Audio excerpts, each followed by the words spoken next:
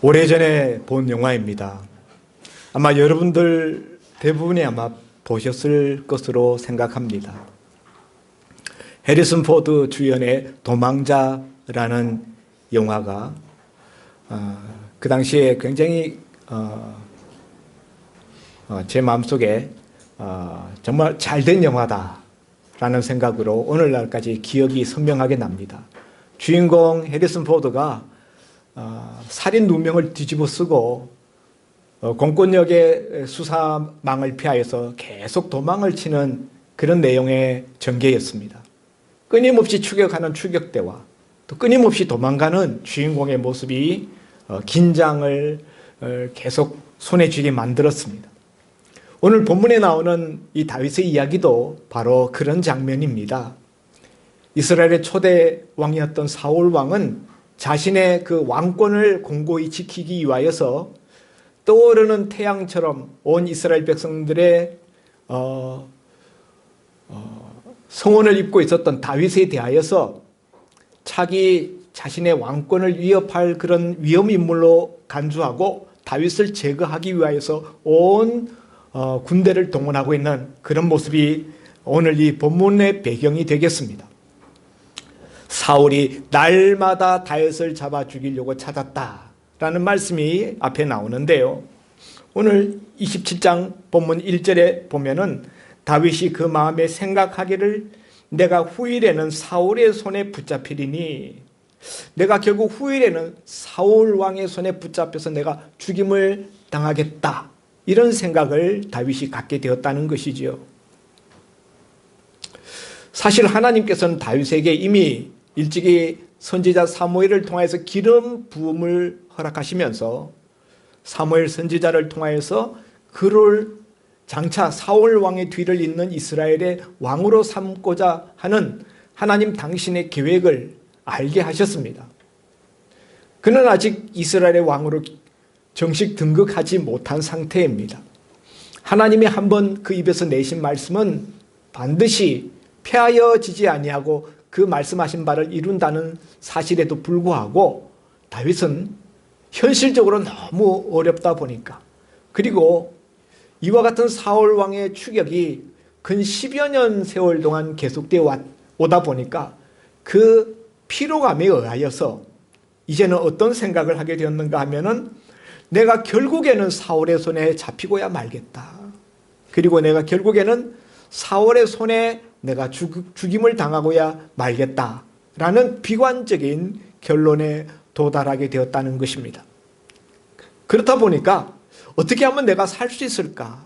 내가 사울의 손에서 피하는 것이 내가 살 길인데, 이스라엘 땅 안에서는 그동안에 참 많은 곳을 전전하면서 피해 다녔지만은 사울의 공권력이 미치지 아니하는 곳이 없으니 이제 사울의 손이 미치지 아니하는 이스라엘 나라 국경석 바깥으로 나가면은 사울 왕이 더 이상 나를 쫓지 못하겠다라는 계산으로 블레셋 땅으로 피하여 들어가겠다라는 생각을 했다는 것입니다. 그렇게 해서 다윗이 자기와 함께 있는 사람 600명을 데리고 2절에 보니까 가드 왕 아기스에게로 건너갔다. 가드라는 것은 블레셋의 5 도시국가 중에 하나입니다. 이스라엘 나라와 제일 가까운 국경지대에 위치하고 있는 블레셋 성읍 가드라는 그 성읍의 왕이었던 아기스 왕에게로 건너갑니다. 그리고는 그 가드에서 3절에 보니까 다윗과 그의 사람들이 저마다 가족을 거느리고 가드에서 아기스와 동거하였다, 이렇게 말씀에 나와 있습니다. 블레셋은 이스라엘의 적국입니다. 가드는 옛 다윗이 물맷돌로 쳐 죽였던 블레셋의 거인 장수 골리앗의 고향입니다. 다윗이 도망을 치는데 하필이면 왜 가드로 도망가는 것인가? 오늘 설교의 제목이 왜 하필 가드인가? 왜 하필이면 가드인가? 라는 것이 오늘 설교의 제목입니다. 이전에 다윗이 도망을 갈 때에 국경성 바깥으로 도망간 적이 있어요. 그때는 어디로 갔는가 하면 모압으로 갔습니다. 모압에 가서 모압 왕에게 자기 부모님들을 맡기면서 우리 부모님들이 모압 왕 당신 밑에서 좀 보호받고 지낼 수 있도록 도와주십시오. 그래서 모압 왕이 다윗의 부모들을 받아서 보호해 주는 이야기가 나옵니다. 왜 모압으로 갔을까? 모압 왕은 왜 다윗의 그 부모들을 받아 주었을까? 생각해 보니까 다윗의 증조 할머니가 누구죠? 다윗의 증조 할머니 모압 여인 룻이잖아요. 모압 여인 룻기에 나오는, 예? 시어머니 나오미를 따라서 베들레헴으로 왔었던 모압 여인, 모압 과부 룻이 다윗의 증조 할머니잖아요.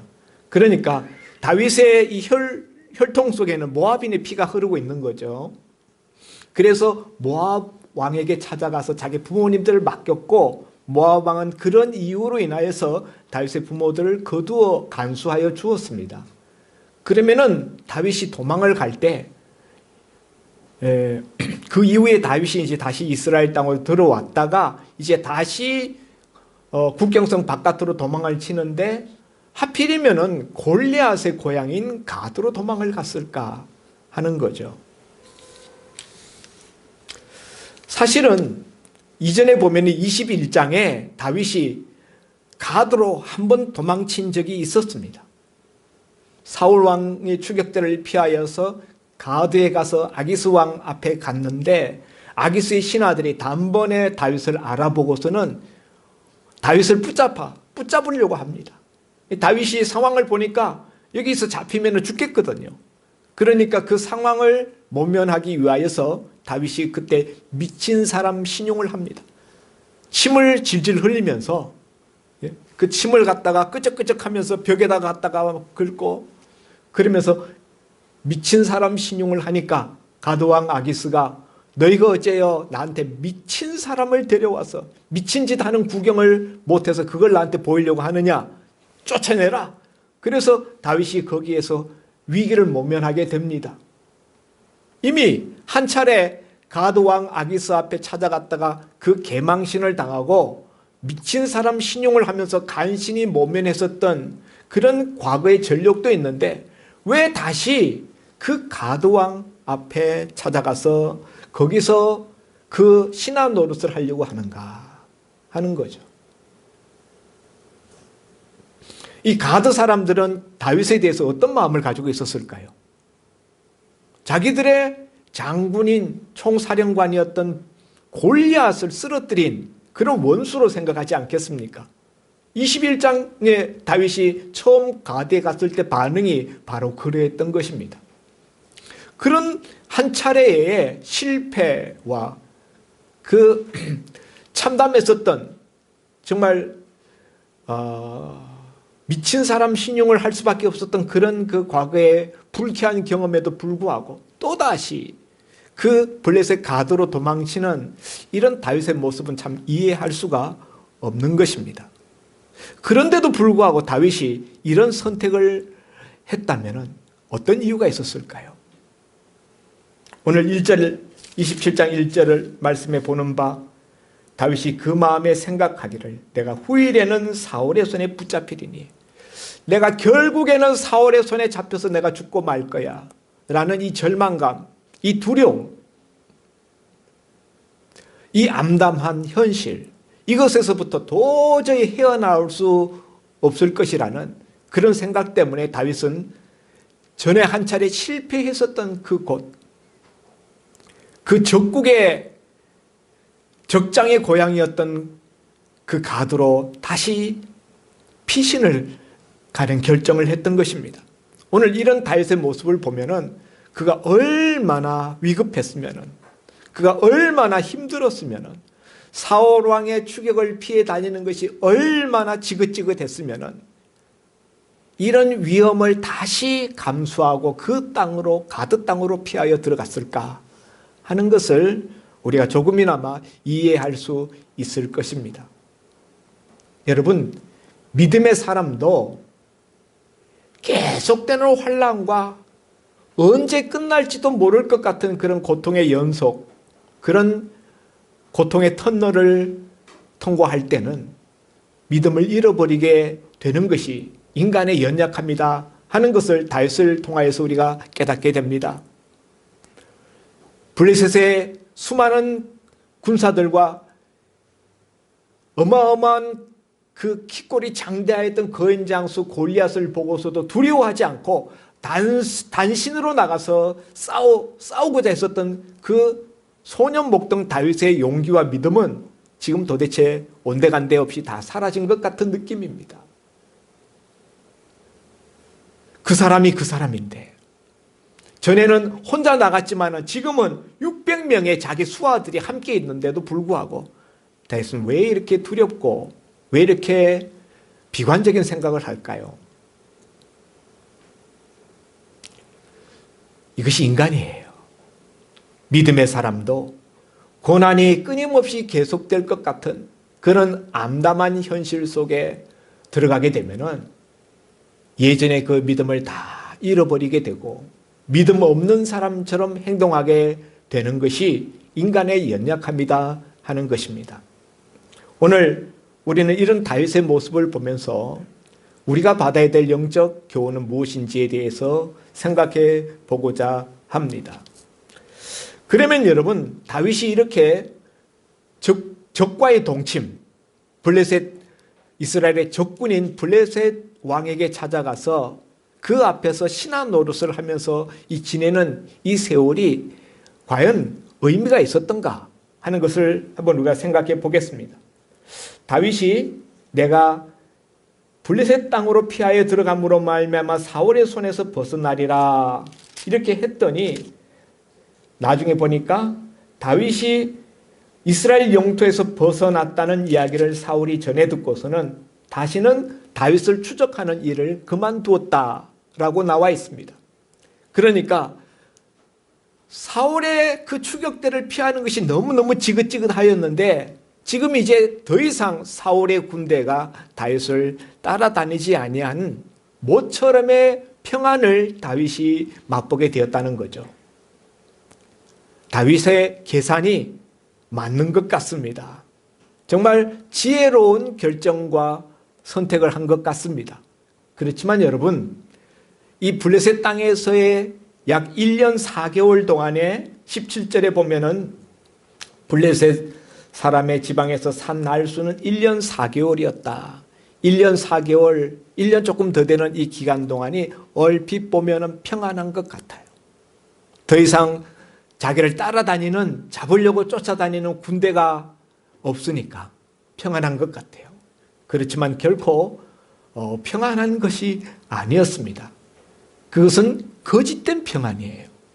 얼핏 보면은 평안인데 사실 그 내면을 우리가 살펴보면은 그 내면에는 다윗의 여러 가지 말 못할 고충들이 들어있었던 것을 우리가 읽을 수가 있습니다.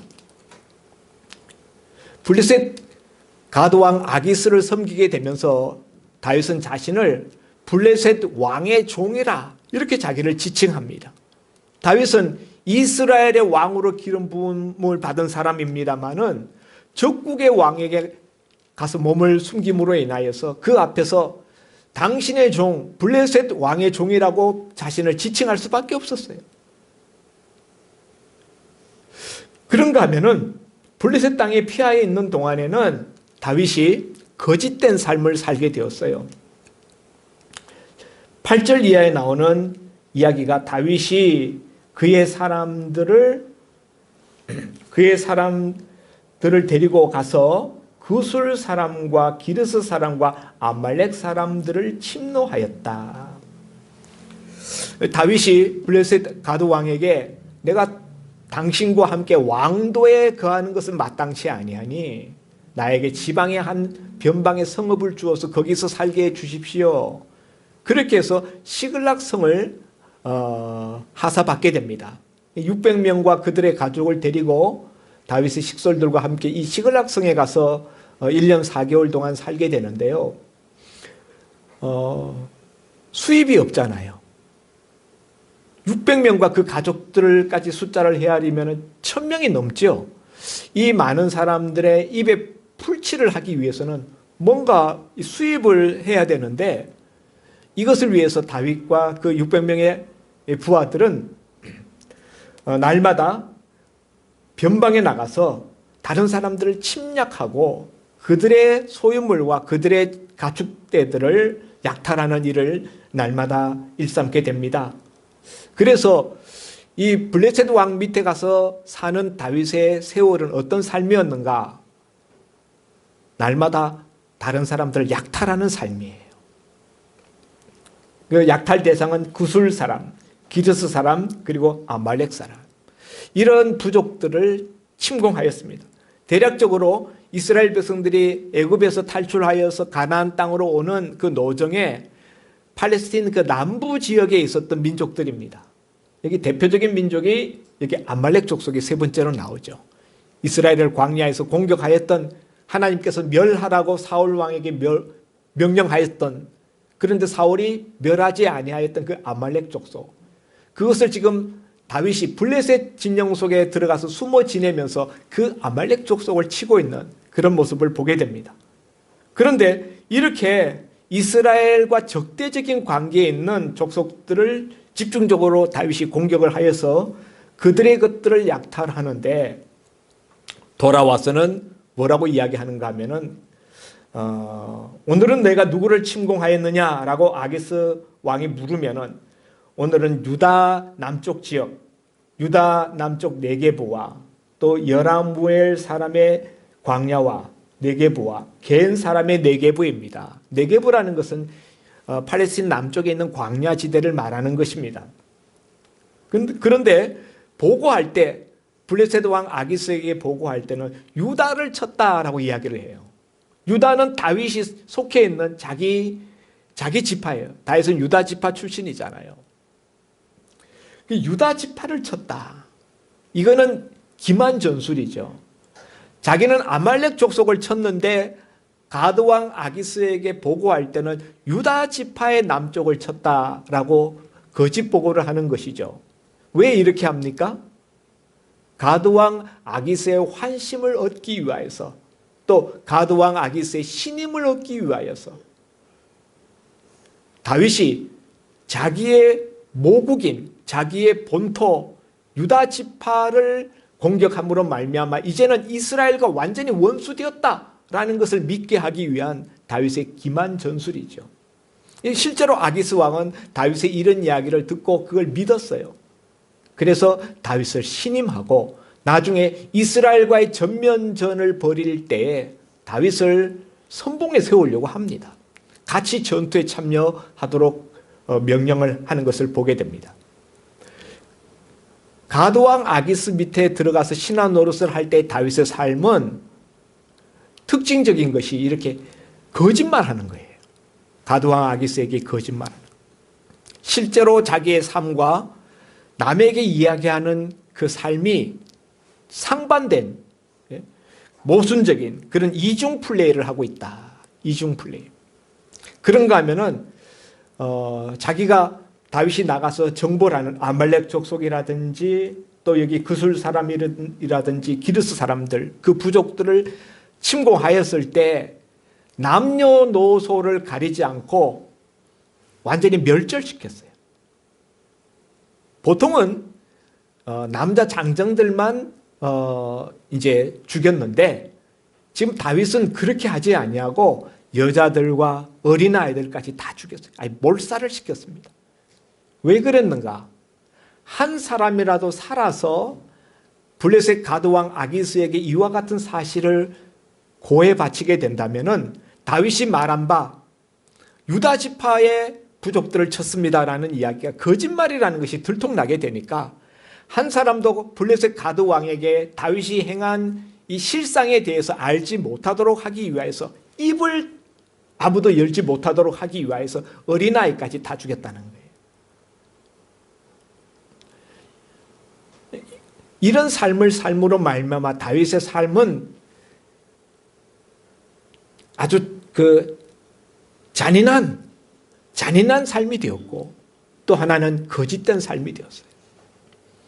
이런 1년 4개월 동안의 블레셋 생활 속에서는 다윗이 하나님 앞에 기도했다라는 이야기를 한 번도 찾아볼 수가 없어요.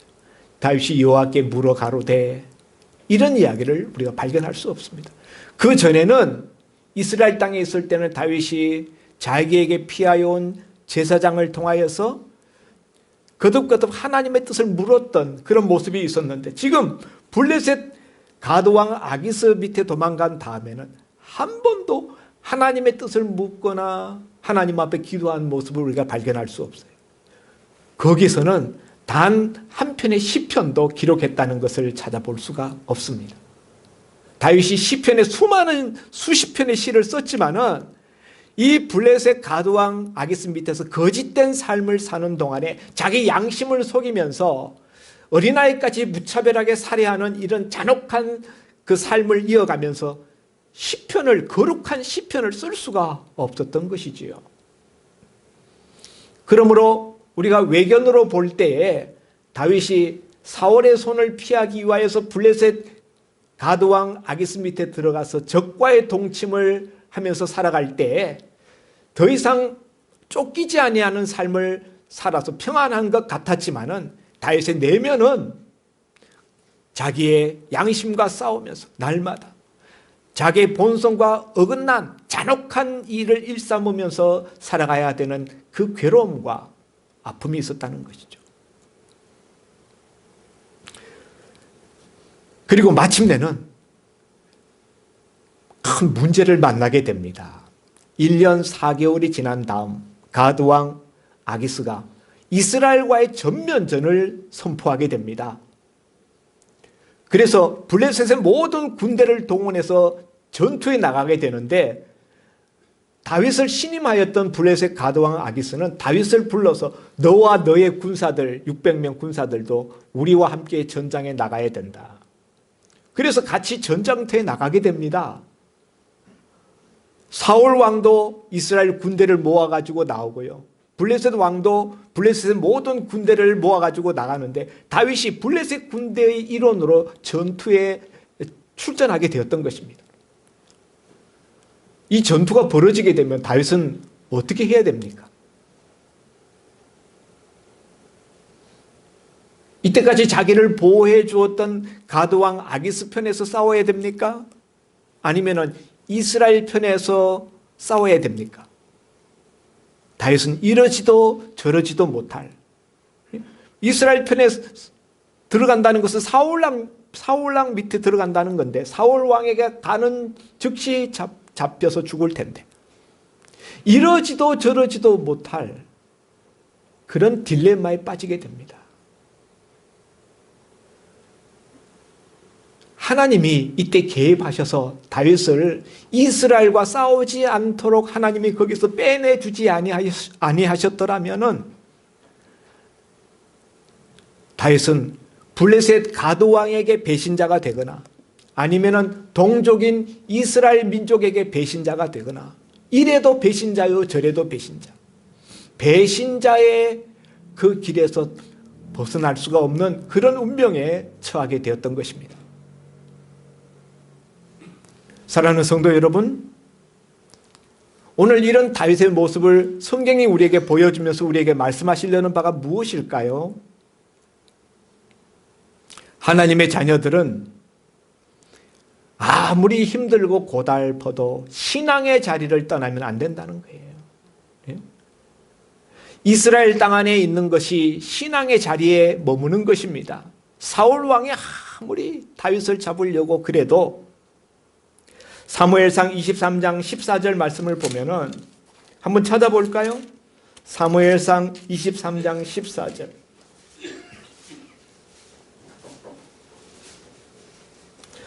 다 같이 읽어봅니다. 23장 14절 시작. 다윗이 광야의 요새에도 있었고 또 십광야 산골에도 머물렀으므로 사울이 매일 찾되 하나님이 그를 그의 손에 넘기지 아니하시니라.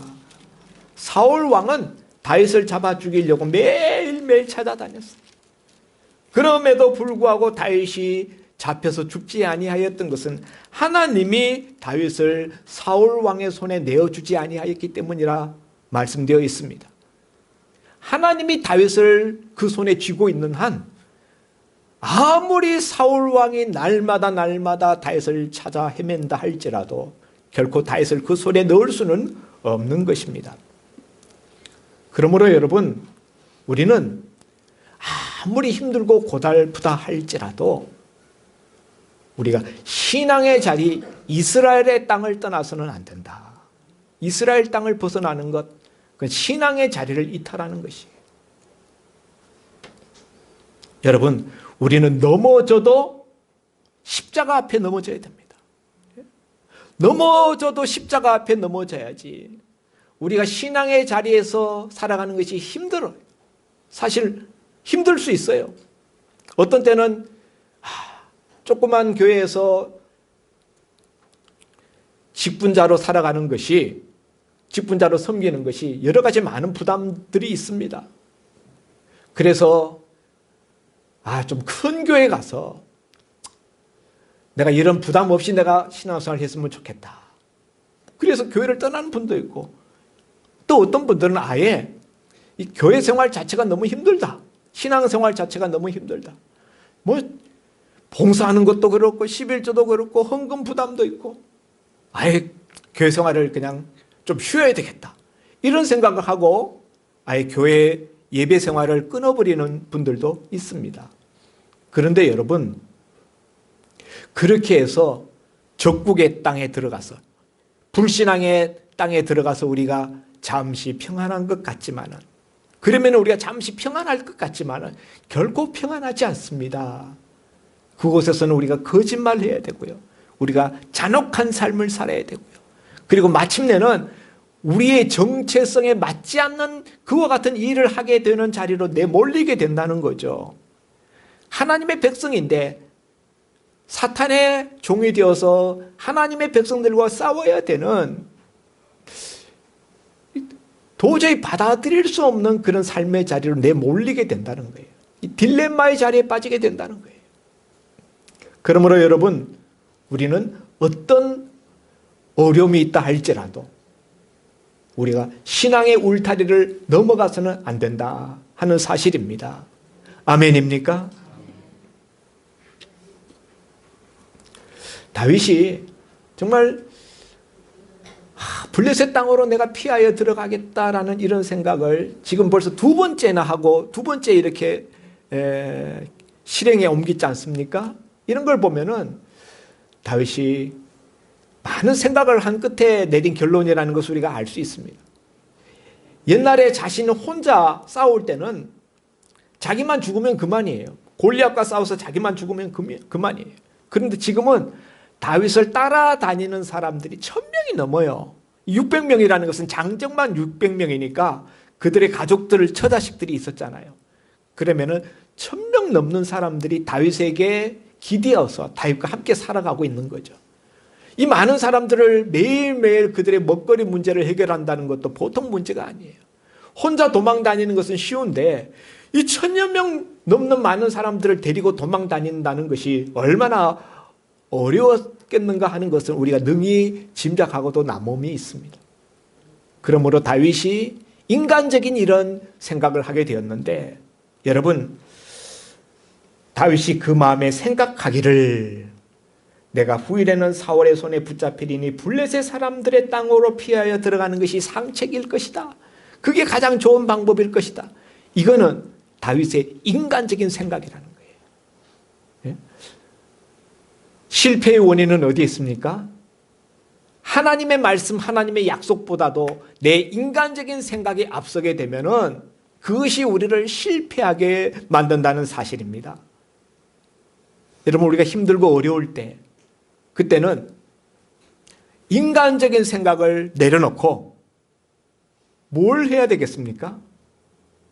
하나님의 생각을 우리가 물어야 되고 하나님의 생각을 붙들어야 돼요. 하나님의 말씀을 붙잡아야 돼요. 하나님의 약속을 상기해야 됩니다. 예? 하나님이 내가 너를 이스라엘 왕으로 삼겠다 라고 말씀해 주시고 기름 부으신 그 사실을 집중적으로 묵상을 하고 오늘날까지 다윗을 지켜 보호하여 주셨던 하나님의 그 모든 행사들을 생각했어야죠. 그런 것들을 다 잊어버리고 사울의 손만 크게 보이는 거예요. 사울의 손만 크게 보여. 현실만 크게 보이는 거예요. 그러므로 여러분, 우리가 이런 현실을 이길 수 있는 방법은 무엇이냐? 하나님이 크게 보여야 됩니다. 하나님이 크게 보여야 돼요. 하나님이 크게 보이려면은 어떻게 해야 됩니까? 내가 하나님께로 가까이 가야 돼요. 하나님이 너무 멀리 있으니까 하나님 작게 보이고 현실은 크게 보이는 거예요. 내가 하나님 앞에 가까이 가면 하나님이 크게 보여요. 누구든지 내 앞에 가까이 오면 그 사람이 제일 커 보이는 거예요. 아무리 덩치 큰 사람이라도 저 뒤에 있으면 작게 보이는 거죠. 하나님의 존재도 마찬가지입니다. 그러므로 내가 하나님 곁에 가까이 가면 하나님이 크게 보이고 현실은 작아지는 것입니다. 아멘입니까? 하나님을 가까이 함이 내게 복이라. 시편 기자가 고백하였던 그 신앙 고백대로 날마다 하나님 앞에 가까이 섬으로 말미암아 하나님이 크게 보이고 내 현실은 작게 보이는 은총이 있어지시기를 주의 이름으로 축원드립니다. 기도합니다.